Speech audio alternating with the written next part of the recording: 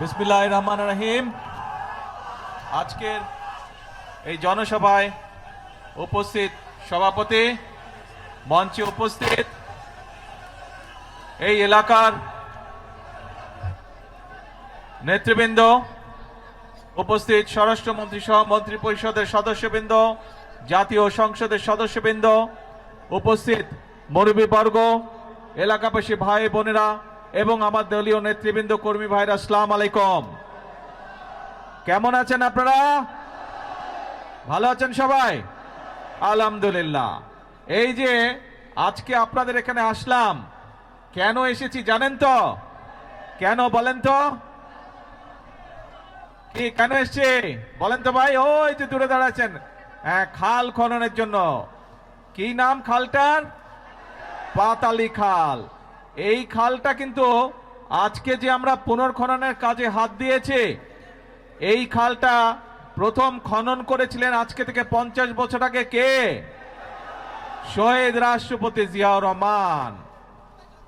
প্রিয় ভাই বোনেরা, এই খালটি আমরা এই জন্য খনন করতে চাই, কারণ আপনাদের নিশ্চয়ই মনে আছে, আপনারা নির্বাচনের আগে শুনেছিলেন যে আমরা দেশের মানুষের সামনে বলেছিলাম যে আমরা সরকার গঠন করতে, আল্লাহর রহমতে সরকার গঠন করতে সক্ষম হলে আমরা দেশের জন্য কতগুলো কাজ করতে চাই এবং কি কি সেই কাজগুলো।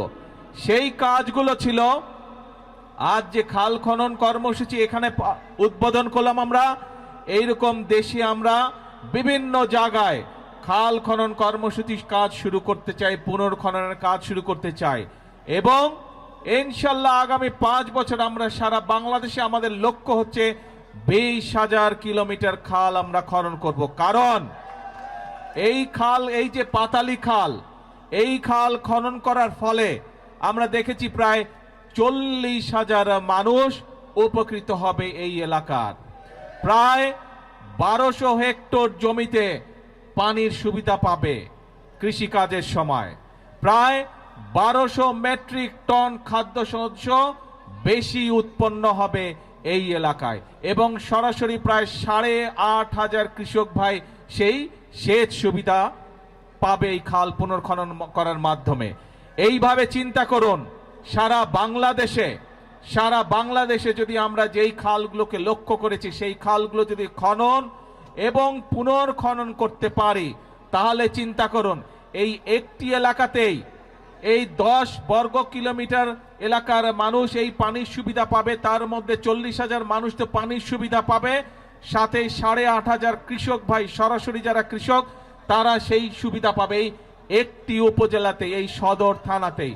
তাহলে চিন্তা করুন, আমরা যদি 20,000 কিলোমিটার খাল খনন করতে পারি, সারা বাংলাদেশে কত কৃষক ভাই সরাসরি সেচের সুবিধা পাবে।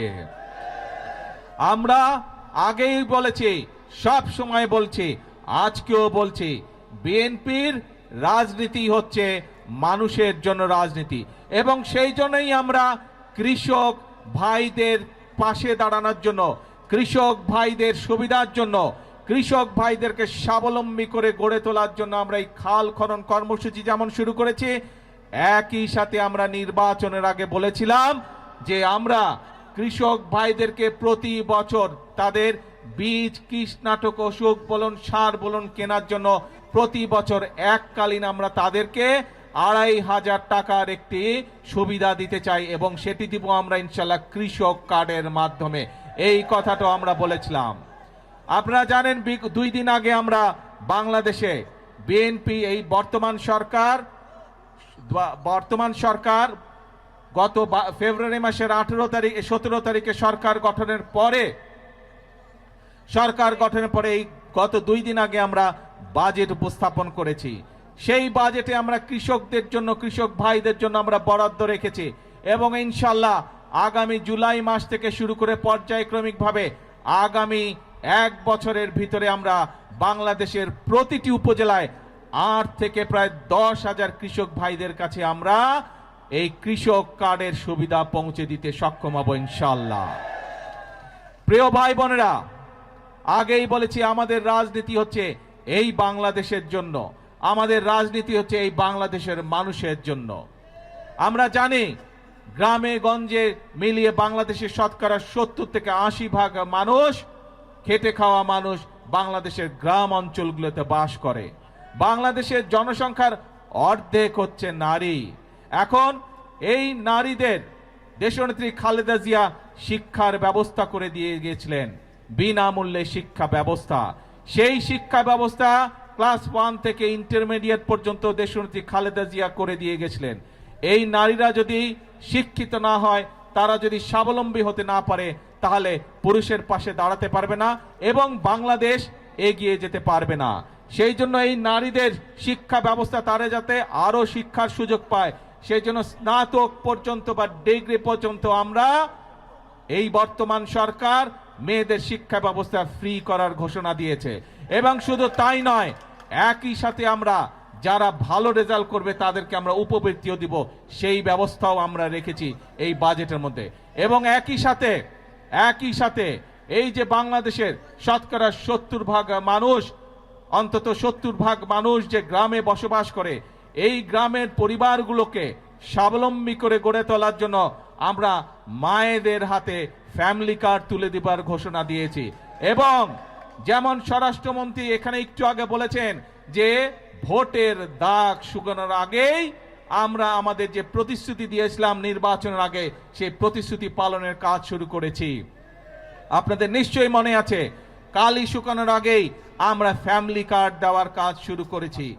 সেই ভোটের কালি শুকানোর আগে আমরা কৃষক কার্ড দেওয়া শুরু করেছি। ভোটের কালি শুকানোর আগে আমরা খাল খননের কাজ শুরু করেছি। ঠিক যেভাবে ফ্যামিলি কার্ডের কাজ শুরু করেছি, ইনশাল্লাহ আগামী 1 বছরের মধ্যে বাংলাদেশের প্রতিটি উপজেলায় আমরা চেষ্টা করছি প্রত্যেক উপজেলা 8 থেকে 10,000 মায়ের হাতে আমরা এই ফ্যামিলি কার্ডের সুবিধা তুলে দিব। প্রিয় ভাই বোনেরা, আপনারা দেখেছেন যে বাজেট ঘোষিত হয়েছে 2 দিন আগে, সেখানে আমরা বলেছি আমরা এই দেশের মানুষের চিকিৎসার ব্যবস্থা ঘরে ঘরে পৌঁছে দিতে চাই। মানুষ যাতে চিকিৎসা সুবিধা পায়, মানুষ যাতে স্বল্প মূল্যে ওষুধ পেতে পারে, তার জন্য আমরা ব্যবস্থা গ্রহণ করছি। এবং সেই জন্যই অনেকগুলো চিকিৎসা ব্যবস্থার অনেকগুলোর উপরে আগের সরকারগুলো ট্যাক্স রেখে গিয়েছিল, ভ্যাট দিয়ে গিয়েছিল, আমরা সেই ট্যাক্সগুলো আমরা উঠিয়ে নিয়েছি। তার ফলে আগে একজন হার্টের রোগী সে যদি স্টেন্টিং করত, তাহলে তার যেখানে প্রায় 1.25 লক্ষ টাকার মতন খরচ হতো, সেই টাকা এই ট্যাক্স উঠায় নেবার পরে আগামী জুলাই মাস পর থেকে ইনশাল্লাহ সেটি প্রায় অর্ধেকে নেমে আসবে। শুধু তাই নয়, অনেক মানুষ, বাংলাদেশের অনেক মানুষ কিডনি ডায়ালিসিস রোগী আছে, কিডনি ডায়ালিসিস করতে হয়, সেই ডায়ালিসিসের যে ওষুধ আসে সেটিরও ট্যাক্স তুলে নেওয়া হচ্ছে। তার ফলে এখন প্রায় 800 থেকে 8,000 টাকা পর্যন্ত প্রত্যেকটি রোগীর প্রত্যেকটি ডায়ালিসিসের ক্ষেত্রে খরচ কমে আসবে।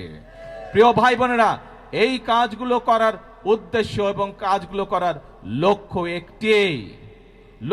একটি। কি সেই লক্ষ্য? সেই লক্ষ্য হচ্ছে দেশের মানুষ যাতে একটু ভালো থাকতে পারে। আজকে সকালবেলায় আসার সময় যখন আমি প্লেনে করে এই কক্সবাজার আসছিলাম, তখন আমি প্লেনে বসে বসে পত্রিকাগুলো দেখছিলাম যে কি কি সংবাদ করেছে। অনেকগুলো পত্রিকাতে আমি দেখলাম, পত্রিকাগুলো নিউজ করেছে প্রতিবার বাজারের সময় নিত্য প্রয়োজনীয় জিনিসের মূল্য পরের দিনই বৃদ্ধি পায়। আল্লাহর রহমতে আলহামদুলিল্লাহ, শুকুর আলহামদুলিল্লাহ, এইবার বাজেট দেওয়ার পরে এখন পর্যন্ত কোনো জিনিসের দাম বৃদ্ধি পায়নি।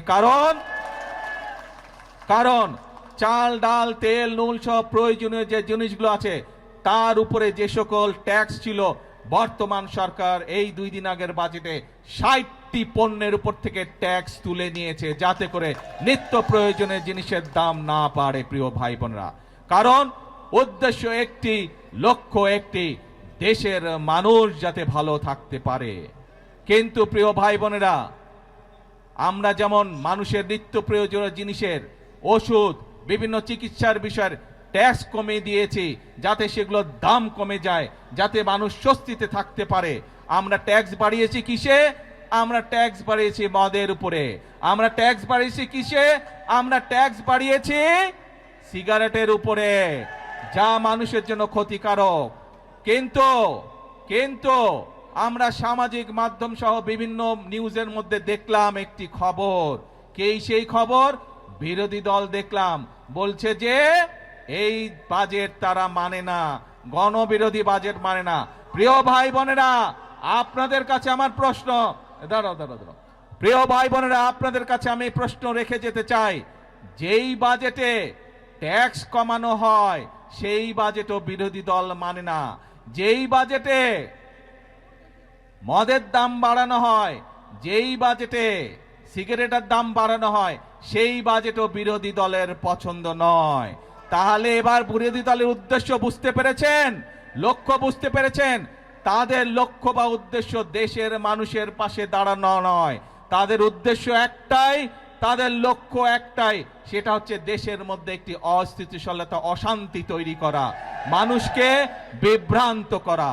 প্রিয় ভাই বোনেরা, আমরা আরেকটি বিষয় এখানে বাজেটের মধ্যে উল্লেখ করেছি, বাংলাদেশ কৃষি প্রধান দেশ, কিন্তু কৃষির সাথে সাথে একই সাথে আমাদেরকে শিল্প বাণিজ্য গড়ে তুলতে হবে, এবং সে কারণেই শিল্প বাণিজ্য যদি গড়ে উঠতে পারে আমাদের সন্তানরা সেখানে কর্মসংস্থানের ব্যবস্থা হবে, চাকরি বাকরি ব্যবসা বাণিজ্য করতে পারবে।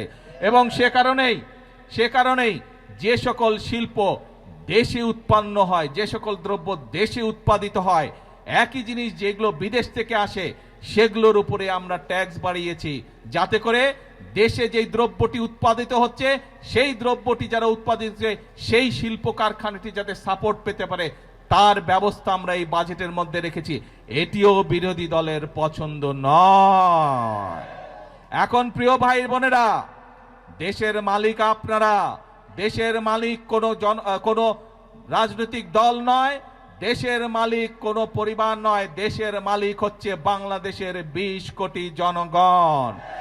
এই 20 কোটি জনগণ যারা দেশের মালিক, আপনাদের কাছে আমি প্রশ্ন রেখে যাচ্ছি, আপনাদের কাছে আমি বিচার দিয়ে যাচ্ছি, যে যারা জনগণকে বিভ্রান্ত করতে চায়, যেই বাজেটের মাধ্যমে জনগণের জন্য স্বস্তির ব্যবস্থার চেষ্টা করছে সরকার, সেই বাজেট বলে বিরোধী দল মানে না।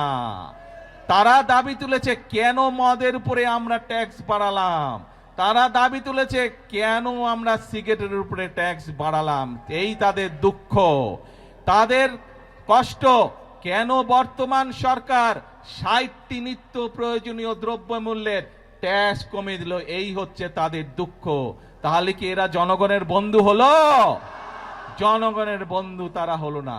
প্রিয় ভাই বোনেরা, আজ সময় এসেছে কারা জনগণের বন্ধু এবং কারা জনগণের বন্ধু নয় এইটি সঠিকভাবে নির্ণয় করতে হবে।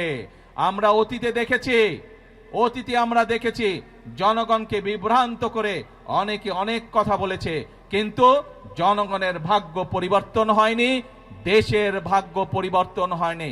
এই প্রথম আমরা চেষ্টা করছি প্রিয় ভাই বোনেরা, বিএনপি যেমন অতীতেও চেষ্টা করেছে, আপনারাই বলেছেন এইখানে শহীদ জিয়া খাল খনন করেছিলেন, দেশনেত্রী খাল খনন করেছিলেন, বৃক্ষরোপণ করেছিলেন, এই কাজগুলোর মাধ্যমে ধীরে ধীরে দেশের অবস্থার পরিবর্তন হচ্ছিল।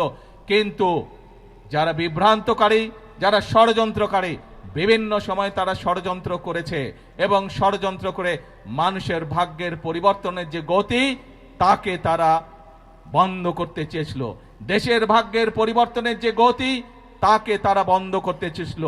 বিগত 12 তারিখের নির্বাচনে বাংলাদেশের মানুষ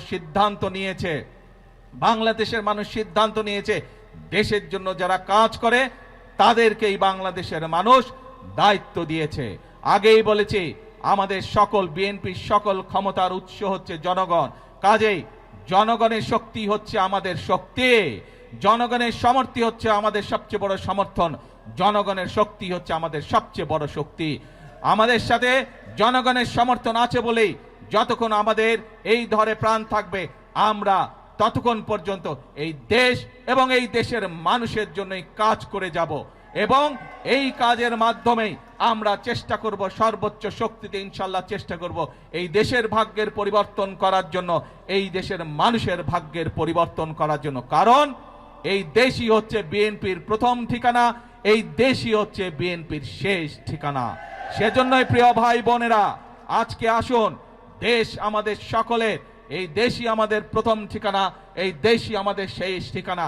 সেজন্যই আমরা বলি এই দেশকে গড়লে আমরাই ভালো থাকবো, আমাদের সন্তানরাই শান্তিতে থাকতে পারবে। এই দেশকে যদি আমরা গড়তে না পারি তাহলে আমাদের সন্তানরা দুঃখ কষ্টে থাকবে।